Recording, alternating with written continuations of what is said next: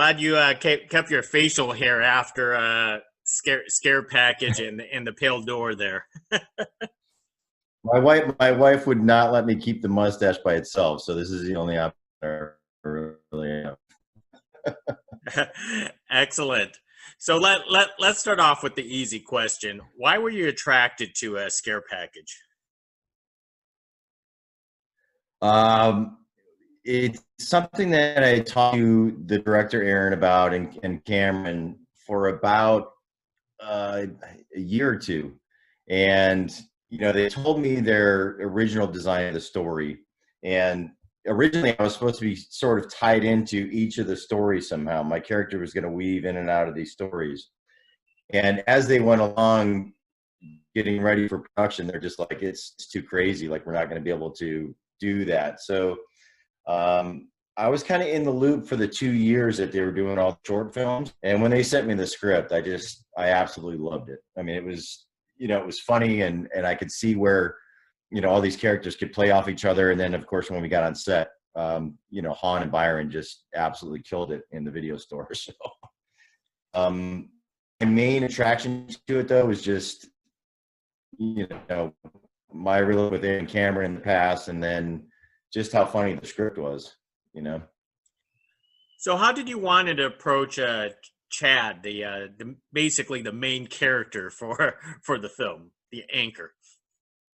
Well, it was interesting because they sort of like we worked on a short film called The El Chupacabra, which was this ridiculous kind of horror movie about a family that adopts a pug, and if you accidentally eat marshmallows, it turns into a chupacabra.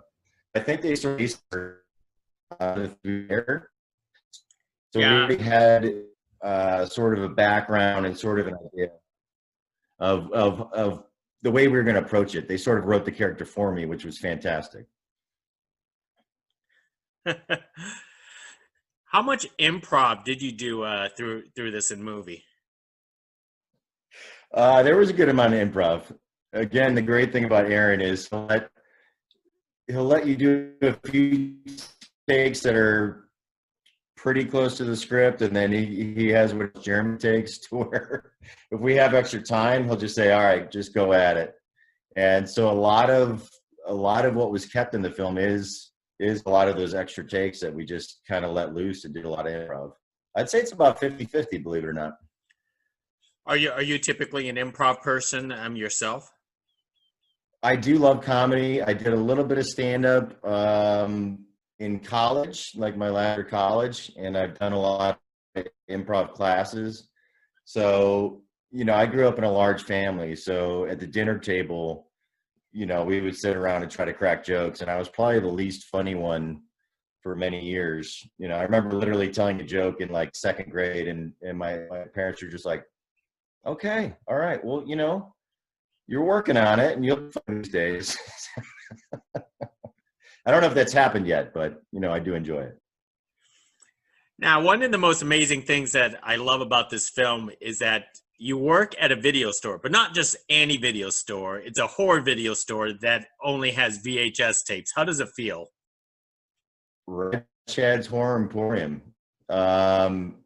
It was fantastic. And like I said, the video store scenes, just being able to work with Han and Byron, those guys were literally just cracking me up every single take. Like I had such a hard time just getting through scenes, keeping a straight face. But I love the job that they did with everything that we actually shot in a real video store in Austin, Texas. And so we didn't have to do too much set dressing for a lot of this stuff. But you'll see in the background, there's the different genres that Aaron put up all over the store, which were a little ridiculous sometimes. Tell me about the sort of the concluding segment of the film, where you guys are basically in this sort of like lab hospital. How was it? What was it like to be on that set?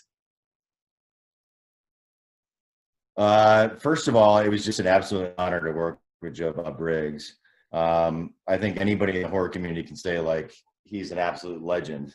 So and the great thing about Joe Bob was he brought in so much improv himself. Like him and Aaron would go off, and I didn't even know this, but they would go off and he'd say, all right, I don't think I should be calling him by his real name. I'm just going to call him Brad the whole time, like, and, especially like the death scene, I had no idea what he was going to say to me every time I knelt down and was listening to him, like I'm supposed to be all upset and, mourning the loss of who I think may be my father. And, Joe Bob would basically just throw random lines at me every time. And then also getting to work with Dustin Rhodes, Gold Dust, the wrestler. He was the one that played the Devil's Lake Impaler.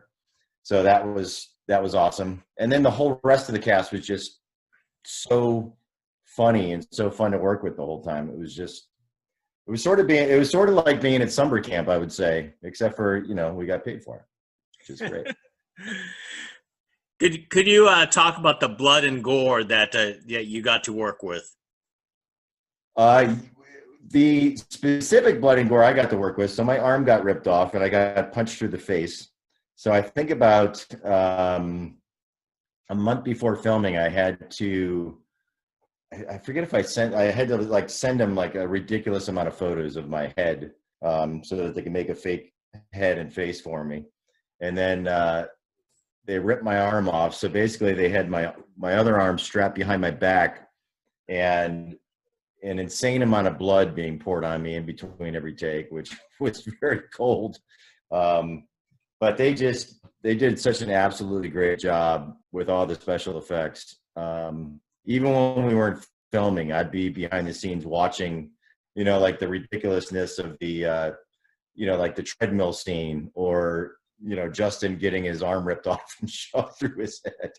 So and we were working in an abandoned hospital, which was also kind of scary for the, times you got lost on your way back to set. But the whole atmosphere just made it, such a great place to work within doing a horror movie. Did you have a favorite segment of this film yourself personally? I have so many favorites. I think all the directors did such an amazing job. I think One Time in the Woods, I think the first time I saw that, I was just crying laughing just because of how ridiculous it got so fast. I think Cold Open did such an amazing job opening the movie and slowly building to the insane stuff that happened afterwards. The night he came back again, part 4. Again, those characters and just the things that they said to each other, like, "He's dead, Daisy. Now sleep with me." Or, so I mean, I enjoyed them all, but I would have to say the ones that were a little bit stronger and leaning towards comedy, I think, were probably my favorites. Now, after doing a scare package, and you also did the Pale Door, you have this. Is this like a strong attraction towards horror projects for you, or just a pure coincidence at this point? I do love doing horror, and I think it was such an amazing blessing to be able to do a horror comedy because those really don't come along very often. But basically now I think, the director Aaron Kuntz will call me and, I pick up the phone and I basically say, okay, how do I die?